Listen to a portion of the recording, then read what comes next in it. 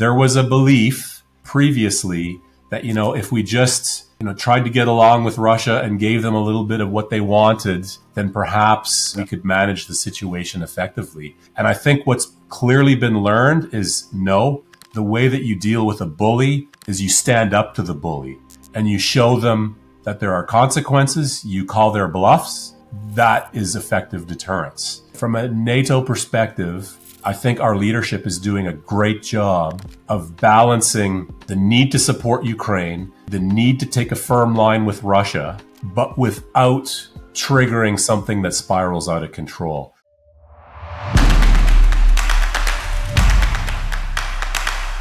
Welcome, Jay, to Navigating Noise podcast. It's a real pleasure to have you on.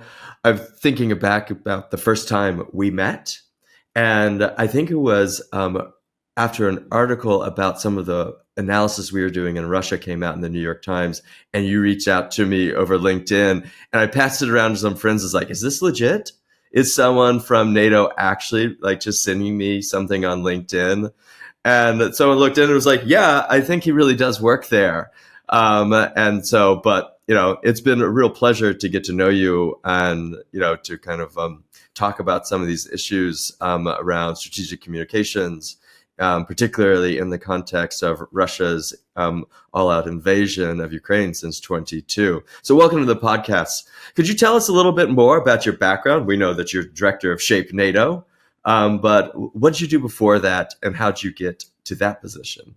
Thanks for having me on the podcast, Jonathan, and thanks for accepting my LinkedIn invite. It speaks to the power of the network, right? And the alliance, the NATO alliance, it's a big network. It's a powerful network, and we're interested in talking to smart people, leveraging ideas, and that's something I've tried to do for my whole career, which started in the Canadian Armed Forces. I served for 32 years, first as a tank commander, but later as a military public affairs officer. I deployed a couple of times to Afghanistan. That's where I really first saw information confrontation in action. Learned a lot of hard lessons there, actually. Did a tour with NATO and was here for the 2014 Russian invasion of Crimea. And then finished off as a brigadier general, really looking at all of the information capabilities across our armed forces and how those could be used together with military and other capabilities in order to make sure that we retain the advantage and are successful. Yeah, well, it seems like a really relevant background to kind of working on what the context you're working on now in NATO. Could you tell us a little bit more about the challenges of working within the NATO context, where you have a diverse set of members? It's not just with the Canadian Armed Forces, or let's say another armed or fairly narrow coalition, but what are some of the challenges, and also what are some of the opportunities that you think you can see NATO doing that you couldn't really see within the context of the Canadian Armed Forces? Yeah, well, I'll start with the advantages. NATO is the most successful military alliance in history. We've got 32 of the most wealthy and well-prepared militaries on the planet that work together. We've established mechanisms that we can work successfully together, even during very complex multi-domain military operations. And so that is worth all of the challenges that come with that. I'm responsible to make sure that we can operate effectively in what we call the cognitive dimension. NATO really understands now that how people perceive what's happening in an operation or on a battlefield and how they behave around that, those types of things will ultimately determine strategic success or failure. I'll tell you, it took some time to convince 32 nations that was a really important thing. It took about 10 years to convince those nations that this needs to be invested in, it needs to be prioritized. I'd say in some ways we're still working on that, because you've got very different perspectives across 32 nations. You've got different risk tolerances. And as well, you've got different levels of understanding. Not everybody understands what psychological operations is versus what military public affairs might be. That causes some nervousness in some quarters. And I'll finish by saying adversaries like Russia and others have exploited that lack of understanding deliberately to cause friction within the alliance about these capabilities. And so we've had to be quite clear and careful to really explain why this is important, what we will do and what we won't do. We won't compromise our credibility and values. And that's enabled us to move forward. Could you explain to me and to the listener what is the difference between psychological operations and public affairs? Because I think I know, but I'm not sure I do know. Maybe I don't fully know. Yeah, it's a nuanced difference. And really the difference comes down to who are you trying to communicate with and what is the intent behind the communication. So in NATO, we have in peacetime 4 very clear objectives. 2 of those objectives are focused on our own audiences. One is to build cohesion, and one is to build assuring our populations that they will be protected. And the tools that we use to forward those objectives, those are military public affairs, engagements, civil military cooperation, those types of capabilities. When we are focused on adversaries, our objective is to deter, to convince adversaries that they cannot gain an advantage against us, and to really convince them that it's not worth attacking us. And we will use a range of capabilities to communicate to those adversarial audiences. We'll use military public affairs. We'll have a military leader in a press conference, make some statements about our capability. And in a crisis, maybe even warn an adversary about our capability and resolve. But conversely, we might use psychological operations. We only really primarily use that with adversarial audiences. And there we might actually mask where the message is coming from. So in military public affairs, it's always, this is NATO talking. And it's also always truthful, credible. Whereas in psychological operations, we might want to convince an adversary that we're going to attack from a different direction than they might believe. Or before a conflict, we might want to maybe create some friction between the military leadership and their soldiers, or we might want to convince the soldiers themselves, you're really being put in a bad position here. If your leadership decides to attack, you will lose, you might die. Who's going to look after your family? Is this really worth it? Because we don't want them to attack us. That's the point. Some people are really worried that we're going to use these psychological operations techniques against our own population. I can tell you unequivocally, we will not use deception. We will not mask who a message is coming from with our own populations. However, it is possible that we might have to use people working in a PSYOPs role to communicate to our own populations. I'll give you an example of what it's rare, but where it could occur.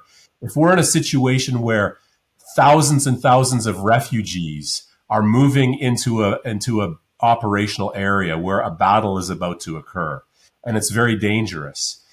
Sometimes the only capability that we could get there quickly and effectively would be psychological operations troops, because they have armored vehicles, they're trained to operate in dangerous conditions, they have loudspeakers. But if they were communicating to these refugees, some of whom might be NATO citizens, they would be clearly identifying who they were, and they would be trying to get those populations to safety. So it's a helpful, truthful message, and it's clearly attributed. So I would say it's actually not PSYOPs at that point. We're just using PSYOPs practitioners to deliver a message because it's effective. It seems as though it's harder in some of these domains to really identify what an adversarial relationship is at times. And could you talk a little bit more about how you define that? I guess the way I'm thinking about it is that, like, sometimes that's like almost like a legal category, or someone has made a decision like you are an adversary. Declarations of war fall under that. Other times, like in a lot of other conflicts, is that it kind of slips between kind of being competitors in an area to being adversarial. And like, it's obviously just in the concept of competition, two people are kind of opposed to each other and trying to gain an advantage on each other. And how do you kind of define that in this case? Is that just something that you wait for someone to declare an adversary, and what's the criteria for that? Or is it a little bit more subjective, or you have to kind of like feel this way towards who's actually our adversary and who's just more of a competitor?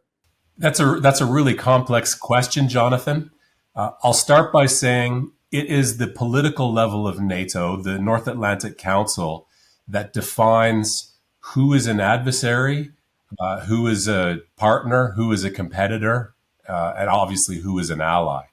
And we only have two politically identified adversaries right now. One is the Russian Federation, the governments and the military apparatus itself, not the Russian people. And secondly, it's terror groups. China has been identified as a competitor, not as an adversary. And I think that's an important difference. We're definitely tracking their capability developments, their intent. We're quite frankly worried, but the political decision at this point is that we will treat them as a competitor. And then at the military level, we have things like rules of engagement and plans that only get activated with certain authorities and at certain times. So in the information world that I work in, we've got certain capabilities that where we can use them all of the time. Military public affairs, our social media platforms, our engagements, we're doing this constantly. And we're even speaking to Russian audiences and potential terror group audiences at times. But when we do it, it's factual, it's attributable. We're mindful of not escalating a conflict inadvertently through our communications. In fact, this week we're going to communicate about our annual nuclear exercise, but we're doing it in a very controlled way, in a very professional way. But at a certain point in time, if we believed that this alliance was under a direct threat, the communications, I can tell you, more tools would become available. The messaging would be much more targeted and much more blunt and to the point. Would be, or can be, or is already. Tell us a bit more about this space. I assume you can't talk about it that openly, but are there rules within PSYOPs as well? Are there do no harm rules? I don't know. How does one operate in that space? You can talk about it in theory if you can't talk about it in practice. Yeah, PSYOPs is one of the elements that is controlled by a rule of engagement because we believe that psychological operations could actually harm people. And in certain cases, we will deliberately use it to try to disrupt adversarial systems, armed forces capabilities. Like we might, I should stress though, at the point that we're doing this, either we're in a hot war with an adversary or we are very, very, very close to a hot war. And at that point, so we might actually try to turn one adversarial, one element of the Russian Federation armed forces against another element of the Russian government or population. We might try to, if we thought it was possible to get, if we could detect a certain unit in the Russian armed forces that was particularly disaffected, and we thought that they might mutiny, and that was within our scope to be able to bring about that kind of a change in their system. I won't oversell this. That's a big if, But if we thought it might be possible, we would seriously consider doing that. That sounds a bit scary, but when you think that the alternative is, well, killing those people with military means and losing the lives of our own soldiers in the process, I think then most people can understand the logic about why we consider these tools. And I can tell you with beyond a shadow of a doubt, terror groups, the Russians, they will use this against us for sure. And we need to be ready for that as well.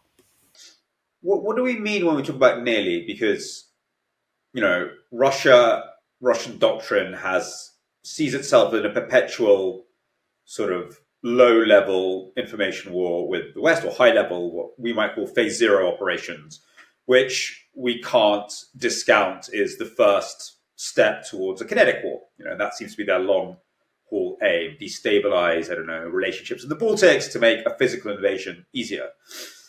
So when does our kind of like when does our green light kick in that we should be doing something beyond public affairs? Well, just to chime in here on it as well. I guess I was kind of wondering within this context about like deterrence here. Like, it's like, it's, as I understand it, NATO is really an alliance that's like, it's trying to deter people from attacking NATO member countries there, and maybe some other partners as well. But like when you like what Peter was saying, when you have this kind of like low level incursion already happening, how do we understand like it being deterrence in that case? And like, what does deterrence mean there? It's because it seems that it's not so clear cut, particularly in the information environment as opposed to the kinetic. There, whereas like there are tanks they cross that line, and so could you help us understand that and how you and particularly how you think through it as a practitioner who has this expertise for over 30 years in this space? The first thing to understand is that there has to be a really close relationship between the military activities that we conduct, the posture of our troops and our equipment, the activities of that equipment, and the people that then come in and try to message it. So here's an example. About 3 times a year, we have multiple aircraft carrier strike groups attached to my boss, the Supreme Allied Commander of Europe, and we do maneuvers with those platforms. And just to paint a picture for the audience, we're talking about 3 to 7 aircraft carriers, and each of those aircraft carriers is supported by multiple warships and submarines, as well as 5th generation fighter aircraft and other kinds of aircraft. And these platforms can project military power for over thousands of kilometers. It is, a high-end piece of military capability that sends very clear messages to audiences. Our job is, these things are floating out in the middle of the ocean somewhere, and people don't really see them or feel them. Our job is to find ways to bring that sense of power and capability right into the headquarters of the Russian military leadership, so that they understand, wow, NATO is deploying 7 of these things simultaneously, and that's only less than half of their total capability. And our Russian capability is 2 carriers. And by the way, 1 is broken. So there's a message that's sent there. And our job is, how do we make sure that they actually know that it's there, that the decision makers that brief them know it's there, and that they're interpreting it in the right way. They don't think it's an imminent attack. We don't want them to think that we're about to attack them. We're a defensive alliance. But we also don't want them to think that we'll never use it if we're not threatened. And then we've got to balance that against our own populations. We don't want them to think that this is something aggressive. We want them to think, wow, we're really protected. My business, my family, my livelihood is protected because of these professional people out there doing their duty on behalf of the alliance. But to come back to your question about deterrence, we're thinking about this really in three ways. The first is deterrence by denial. That is showing an adversary, even if you wanted to attack us, we've got the capability in place right now so that it won't even be successful in the first place. So by moving lots of troops to the eastern flank, by deploying aircraft and maritime forces, space forces, cyber forces, we're denying an adversary from being able to attack us. The second is deterrence by punishment. That's when we don't necessarily, they might be able to do something, but if they do it, hey, we could punish you severely. So aircraft carriers can demonstrate that. Our nuclear exercises can demonstrate that. And the third one that's a kind of interesting space is what we call deterrence by delegitimization. It's delegitimizing any pretext for an adversary to be able to act. So in the case of terror groups, if you can take away the cachet of joining one of these extremist groups and make it verboten from a religious standpoint or a cultural standpoint, that deters a terror group. Or for Russia, if we could convince their population that mobilization is a terrible thing and it shouldn't be supported, that might in some way deter Russia. But I will admit, deterring Russia by delegitimization is really tough because their leadership don't seem to care. Yeah, I was kind of the follow up there. It was like a little bit. I was like, can you tell me about like the impact it's having? I was also thinking that with like the context of like, the demonstrations, that I've seen some of the videos. It's cool, right? To see all these warships, and the videography is amazing.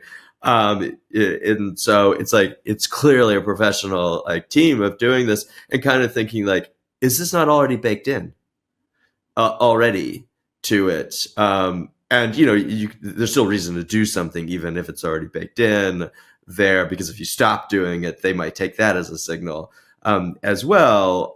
So I'm not just saying that just because it doesn't have like move the needle each time, it's not worth doing. But like, I guess help me understand the impact that is having in like what you see. Because I'm guessing, you're probably, reporting up and, trying to say like that this element, helped us in this way. Great questions, Jonathan. And, companies like yours are, how complex it is to try to understand the impact. And it's great to see the innovative AI-based tools and other really great techniques and technology that are being leveraged by yourselves and others. And, we're trying to benefit from that.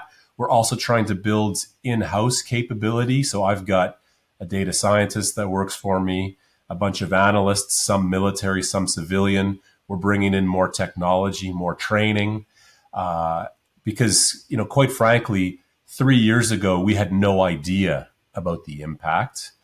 Today, we're getting better. But of those objectives that I mentioned, the hardest one for us to measure is deterrence, because, in some ways we're measuring something not happening, and we're also trying to measure what's going on in the brains of a very small group of elite Russian leaders. What are they thinking? How are they perceiving us? And, we can't even really trust what they say, even perhaps internally in dialogue that we get through intelligence, because how much of it is performance, how much of it is messaging, and how much is real intent. But I can tell you that, there are military intelligence people that work on psychological profiling of these people. We are working on building indicators, when they do say things and when they do act, when they say they're going to update their nuclear doctrine, when they, move a military capability from one place to another, but then they say something different. We're trying to establish indicators and baselines, track those over time, account for the fact that humans are not static, that they evolve and change themselves. What a wicked problem to have. But it's tremendously fascinating to try to move the needle forward on that. And of course, there's another factor of Russia, which is misinformation lying within the system. So, in many ways, we assume that the invasion of Ukraine was enabled by false reporting or ignoring the facts about Ukrainian defense capabilities. So there's this, how do we ensure that the right deterrence posture is being communicated in the right way to the right people? One of the priorities that I have is bringing into NATO and our armed forces more capability to really understand the people that we're trying to communicate with, to really be able to analyze from a variety of different perspectives, from a cognitive psychology perspective, from a cultural perspective, and even understanding that, okay, if you're talking about the Russian culture, you're at a certain level, but there are 1,000 different sub-levels below that. And then, harnessing data that we can get from various sources, intelligence, all of these things need to come together. In many ways, I don't even think right now we understand what is possible or not in terms of changing these folks' behavior and getting them to behave certain ways. We've got a lot of work to do, but there's a lot of advances in all of these fields, from cognitive science to data science to the technology that you and Jonathan are involved with. So we're trying to stay abreast and on the leading edge of these innovations, and to find ways to bring it all together and operationalize it in a way that we can connect it into all of the military decision making to our benefit. But it's not easy. So I've been really impressed with some of at least one of the data scientists on your team that I've had some occasion to have some conversation with over the last year. And I was kind of been wondering about how you see some of this, bringing this in-house, how that's transforming. But, I guess this also leads to another question. And I think this is where often this is probably the more prominent question, is basically, how is this transforming the threats as well?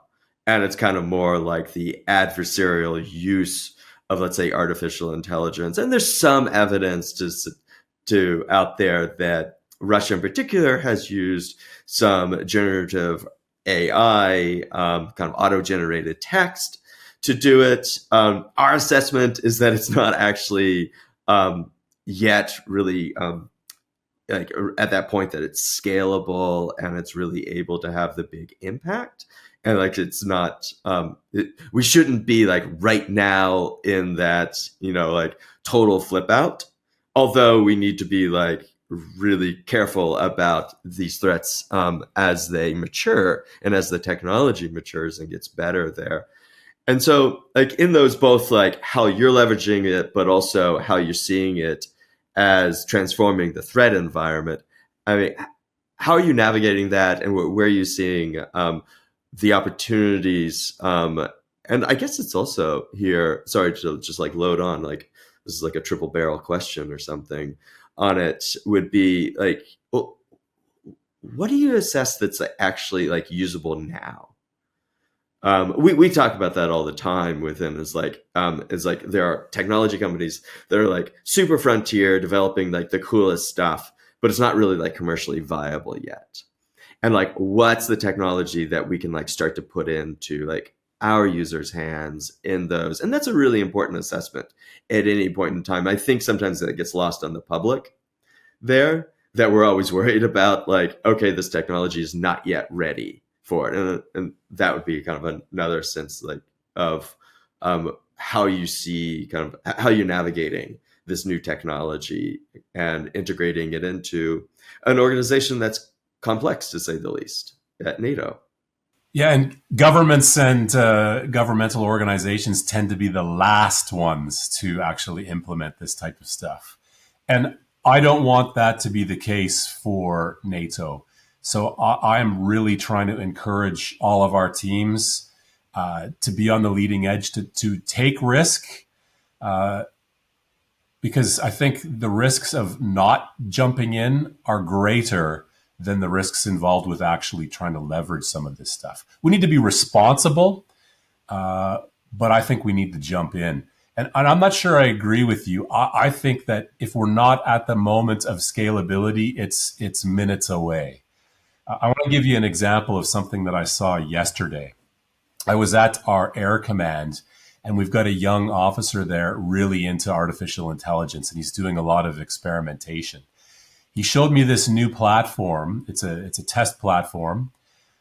He took a hyperlink of a article that we had just written on an exercise, put it into this platform, hit a button, and about 3 minutes later, a 20-minute podcast, audio podcast, was spat out the other end.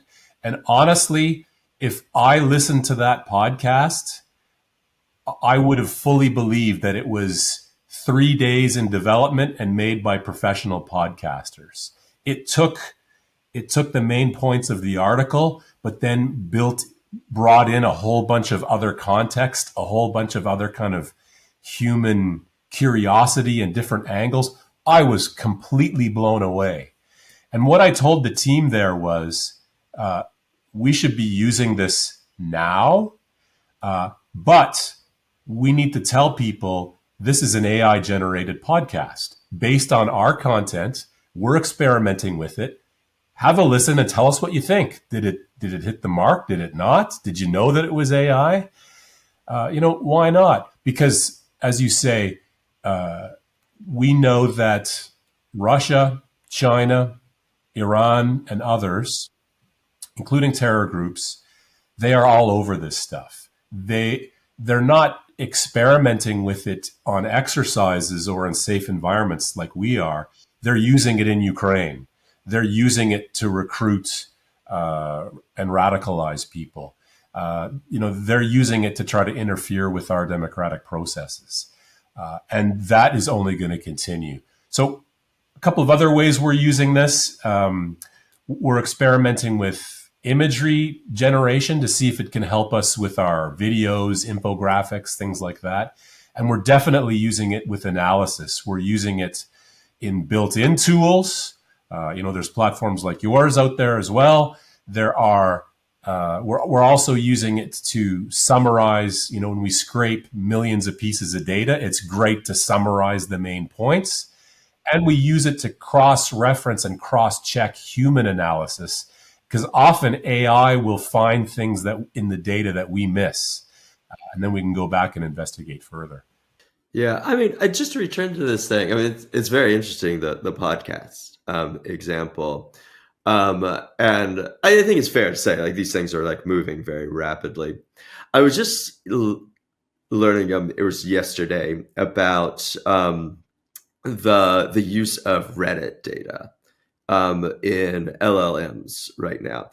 And what one person here, who's kind of very familiar and central to one of the big technology companies, who are kind of in this space, in the LLM space, saying that they're increasingly using Reddit data because of their upvoting function, about people being able to read it and actually upvote.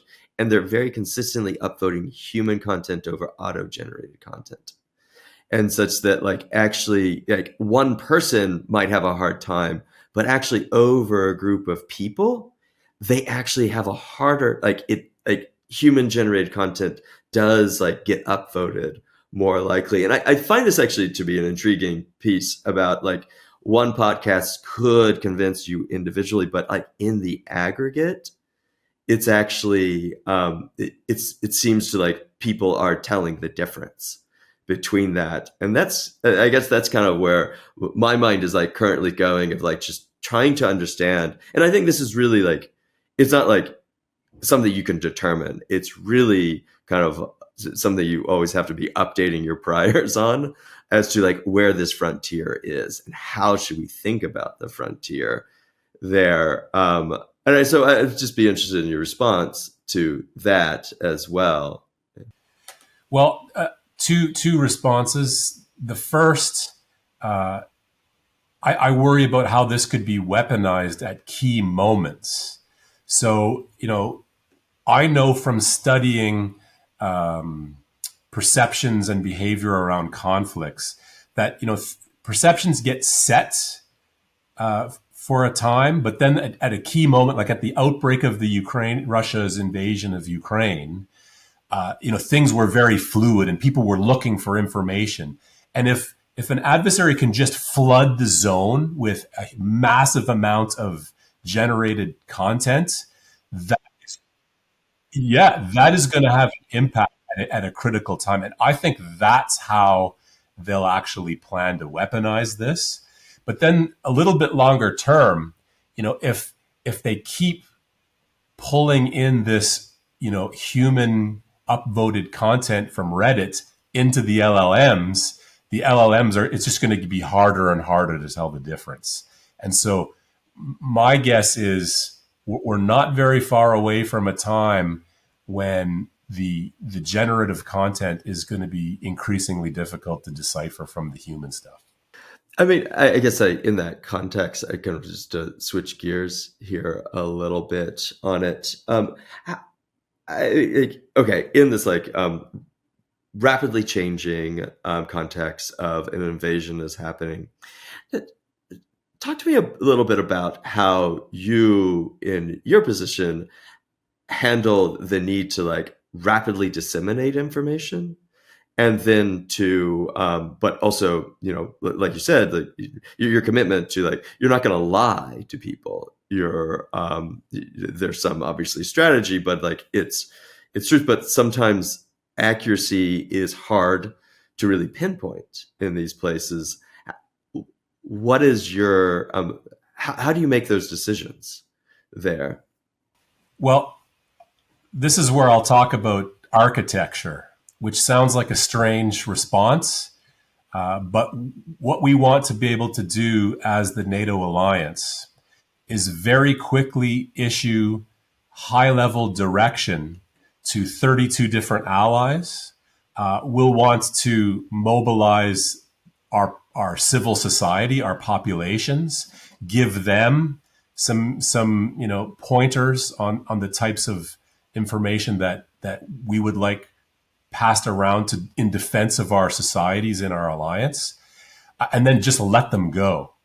It's high level, fast guidance, and then let people use their own creativity, tools, networks, initiatives.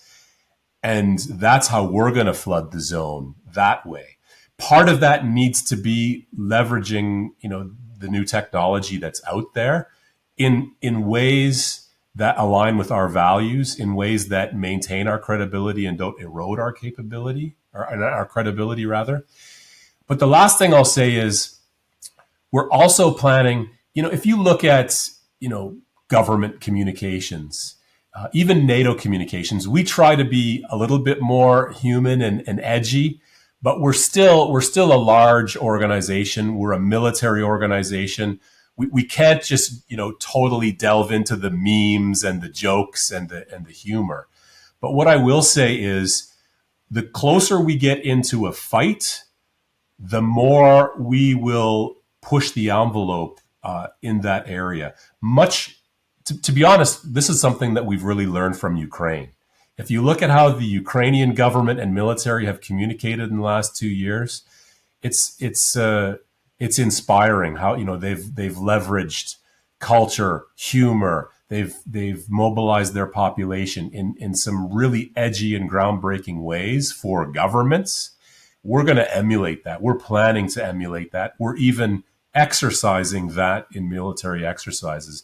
But we probably won't be too crazy until that point in time comes. So don't expect something too outrageous tomorrow on our social media feeds.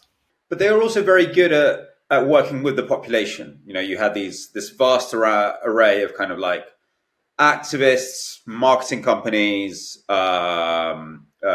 advertising companies, OSINT people all coming together and working kind of on the fringes of government to analyze adversarial threats, communicate to key populations, which has been one of the ways Ukraine survived. It's a very horizontal society. I'm assuming that's. I mean, we're going to be NATO's going to be too busy trying to coordinate whatever 32 is it 32 governments, let alone civil society as well, or some of these governments are already good at working with civil society. What is the pool of resources one can actually pull at?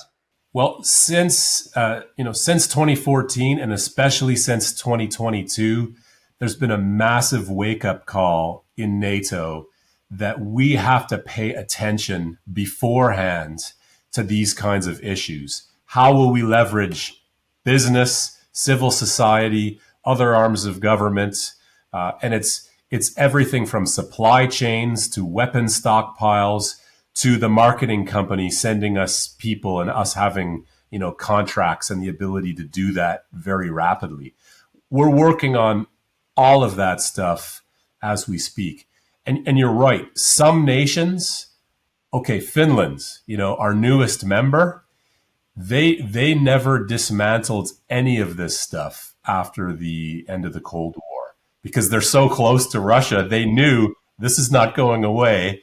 So we are going to keep all of these mechanisms in place. The Baltic states, they hold whole of society exercises in their capital cities where they practice civil resistance, bringing people together. The Swedes are quite good. So the rest of us are looking at these things and having conversations with the other players to get us moving in the right direction. I mean, I guess this kind of like returns a little bit to the question of like, there's like, how do you handle these, I guess, asymmetries within the alliance itself, and like, I guess, is that like a bad thing as well, such that like you have some who, I guess, in the information war environment, seem to be super prepared over it. Some who do not, and I actually, to some extent, still put the United States, my country, in the bucket of a country that's still trying to figure out what it's going to do in this space. And like, is there kind of like something where it's like, that's okay? That, some of these people are going to be like more forward leaning and some are going to like be on kind of a more reticent, or is it like the case, like when there actually really is a threat, do you need everyone to be forward leaning? And how do you get everyone there under these current conditions? We use a tagline in NATO sometimes, stronger together. It's a bit cliche, but the power of 32 countries, the different perspectives, the different talents, the different positioning and culture, and every single one of the allies has something to offer. And when it all comes together, quite frankly, Russia is terribly afraid of the capability of the 32 nations. They can't match it with their patchwork of relations with countries like Iran and North Korea, who are not free-thinking societies, who don't have strong cultures of debate. And when you have your tech talent pool run away at the outset of your invasion of another country, it's a really bad sign. So I think we're pretty well positioned. Of course, we've got a lot of work to do, but we're well aware of that. It took some pretty dramatic world events in 2014 to get us going. Arguably, we should have took the hint in 2008 with what happened in Georgia. But since 2014, this type of work has accelerated. I was here in 2014. I don't recognize this alliance from then to now in terms of its focus, of the energy and effort, the rigor that's being put into across the board on all of these topics. It's night and day compared to where we were. I think it's fair to say that like Russia really is, like they take the NATO threat seriously. I don't think there's really like any other sense, like what we track in Russia They clearly respond to things and pretty quickly. And I think this is obviously controversial idea, and not everyone agrees here. But the how they're talking about nuclear and where they're deploying nuclear weapons is, a lot of the so-called lines that we thought they had have been crossed, and they haven't gone there. And I'm kind of wondering, actually, I was talking to someone in the U.S. State Department recently who's an old kind of Russian hand in this, and he was saying that perhaps their red line is a little bit higher than ours are there, and actually that's indicative of they take the NATO alliance more seriously than sometimes we take it. That's actually something we need to start to learn more about. Well, the dangerous thing about red lines is when your adversary suddenly crosses them, now you're in a real dilemma, because either you escalate with perhaps catastrophic consequences, or now you're shown that perhaps you're not as credible as what was first believed. And I think this has really been key in our deterrence thinking vis-a-vis Russia. There was a belief previously that if we just tried to get along with Russia and gave them a little bit of what they wanted, then perhaps we could manage the situation effectively. And I think what's clearly been learned is no, the way that you deal with a bully is you stand up to the bully and you show them that there are consequences, you call their bluffs, and that is effective deterrence. I think now Russia is facing some dilemmas. Their conventional capabilities in some ways are degraded. They've taken huge losses in Ukraine, but we have to recognize that in other areas, some of their air capabilities, largely remain intact. A lot of their maritime capabilities, certainly their nuclear capability, is something that we cannot forget about. So, from a NATO perspective, I think our leadership is doing a great job of balancing the need to support Ukraine, the need to take a firm line with Russia, but without triggering something that spirals out of control. I don't envy those political leaders in particular having to do that balancing act and to make it work across 32 allies. Again, very difficult. But I think that this alliance in the last couple of years, not flawlessly, but pretty well, has demonstrated that this is possible and that it's working. Well, I have one question, which is journalistic, which I don't know if you'll answer, but I have to ask, what were the biggest difficulties? And we all know the leadership of some NATO countries is a little bit too warm to Moscow for a lot of people's comforts.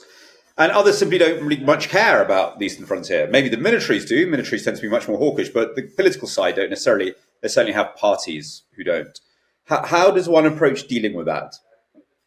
Yeah, this is a question that I'm working at a military headquarters. It's far better for the political people to answer, but I'll try to answer in a roundabout way.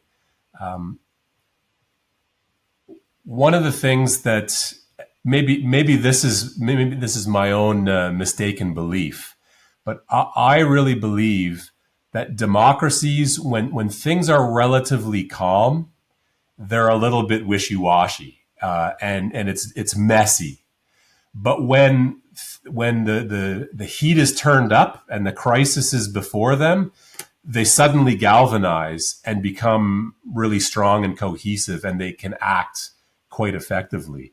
And I think we saw that in 2022. I think we've seen that in Ukraine.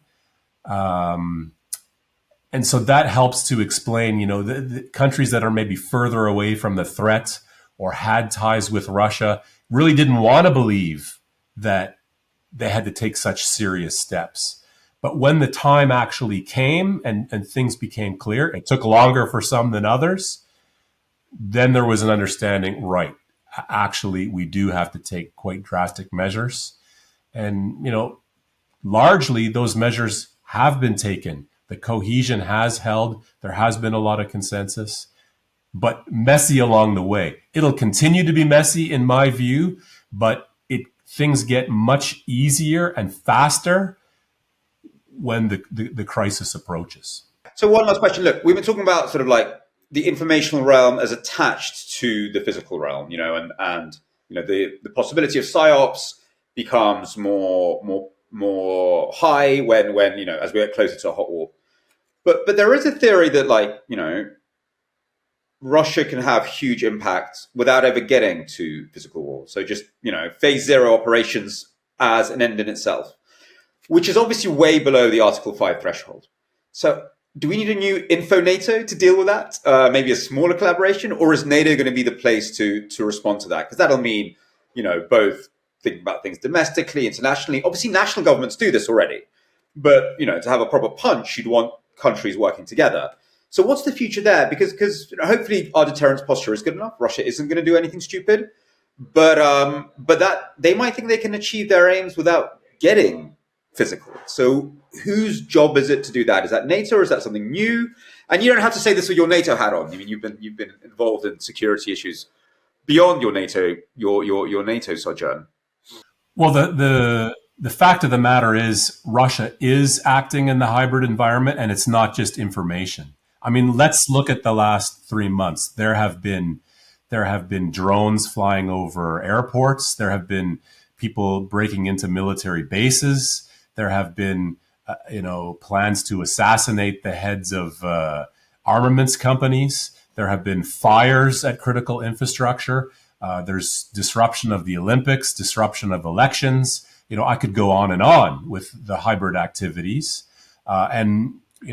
Many of these activities, there are strong signals that point to Russian intelligence services being behind them. And I think, to answer your question, Peter, what we really need, NATO is one framework in which these topics can be dealt with. The European Union is another. There are bilateral relationships. There are national responsibilities. And we've got to continue working together. We've got to attribute this stuff. We've got to call out this behavior, and we've got to raise the cost for adversaries of doing this. And raising that cost, it should be asymmetric. We don't necessarily, if they light a warehouse on fire, that doesn't mean that we send someone in to light one of their warehouses on fire. We have to find ways within our means that are legal and ethical and all these things to be able to respond. But I think that we've also got to be open to, as it gets more serious, we've got to be open to approaches that we haven't tried before in order to raise the cost. Just in closing here, this has been really wonderful conversation, and to get your perspective on all of this here. What's I'm just kind of thinking back of a position like Filter Labs or other peer companies in the private sector. What's the thing that's in this context? You're painting a picture where the threats aren't imminent; they're there already. What are you looking for from companies like ours here, or others? Not just ours, of course. It's going to be a whole ecosystem in these cases. That there's no one company that's probably going to provide the full solution to you ever, because we're going to specialize in things. But what do you look to us for here? Well, first and foremost, we're looking for innovation, and so across the board, we've got a whole NATO command that thinks about innovation and transformation in Norfolk, Virginia. But for me personally, I'm looking for a few things. I'm looking for new ways to understand audiences, closely aligned to what Filter Labs and others are working on. I would like to really build up understanding of the Russian Federation armed forces, how those people think, how they would behave under certain scenarios. I would love to see an artificial audience built that we could put in a digital training environment, that we could then try some of our techniques and tactics and then get realistic responses back from an adversary that's based on real data. This is an ambition that I have. And another ambition I have is the cognitive science that I alluded to earlier, and fusing that with data and cultural and linguistic understanding to help us design campaigns that are really going to bring about the results that we're looking for. Not just shooting in the dark, but using multidisciplinary science to guide our approaches.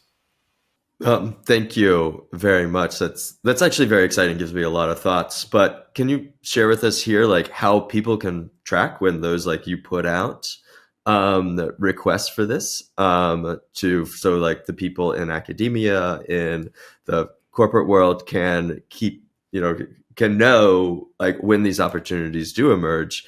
Because like what you just said there is like, I can think of like 5 to 6 like different really cool things we could do with our data. And so how do we track with you guys?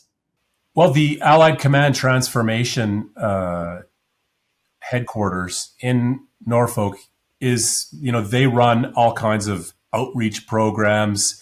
They run, challenges where companies can solve problems. So there's a big outreach with industry and academia that's deliberately run out of that headquarters. But if somebody is listening here today that's got a solution that's directly related to strategic communication, I mean, I love it when people reach out to me directly on LinkedIn and say, hey, I've got a great idea. I mean, that's how we met, after all, Jonathan. And I don't answer every single request that I get from companies and whatnot, but I do look at them and match it with need. And then if I see an opportunity, I reach out. Well, thanks a lot for your time. I know it's very valuable here, and I know it's the end of your workday as well. So it's been a real pleasure to talk to you. It's been a real pleasure, Jonathan Peter. Thanks for having me on the podcast.